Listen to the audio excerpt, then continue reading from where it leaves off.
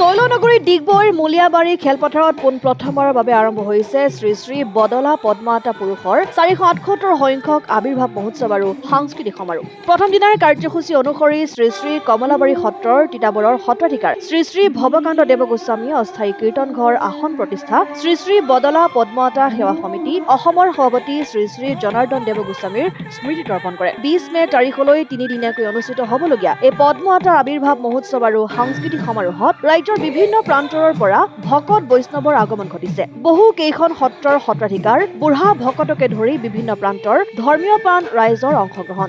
20 মে তাৰিখে আন্তঃৰাষ্ট্ৰীয় খ্যাতিসম্পন্ন শিল্পী অংগৰাগ পাপন মহন্তই বৰগীত পৰিৱেশন কৰিব। তিনিচুকীয়া আৰু ডিব্ৰুগড় ডিষ্ট্ৰিক্ট আৰু এফালে মাঘেৰিটা সকলো আমি কেইবাখনো ডিষ্ট্ৰিক্ট লগাই এই দিহানাম সমাৰোহ হিচাপে আমি উদযাপন কৰা হৈছে।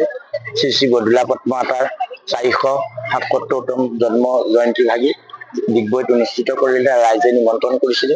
গতিকে আমি কেনেকৈ ডিগবৈবাসী ৰাইজক এই উৎসৱ ভাগিৰ পৰা সকলোকে যাতে গুৰুজনাৰ প্ৰতি আকৰ্ষণ কৰিব পাৰোঁ, কৃষ্ণৰ প্ৰতি যাতে আমি সকলো যুৱক যুৱতীক আমি আকৰ্ষণ কৰি ল'ব পাৰোঁ, সেই উদ্দেশ্যে আমি মাজুলী কমলাবাৰী সত্ৰৰ পৰা আহি আমি ইয়াত বহাগৰ মাহৰ পৰা থাকি এই অনুষ্ঠান সাফল্যমণ্ডিত হয় তাৰ আমি চেষ্টা কৰিছোঁ। সকলো যুৱক যুৱতী নিমন্ত্ৰণ কৰিছোঁ।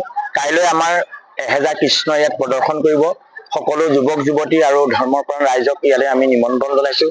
আহক আমি যাতে গুৰুজনাৰ এই কৃষ্টি বহুত বিশ্ব দৰবাৰলৈ আমি আগুৱাই লৈ যাব পাৰোঁ তাৰ কামনা কৰিছোঁ।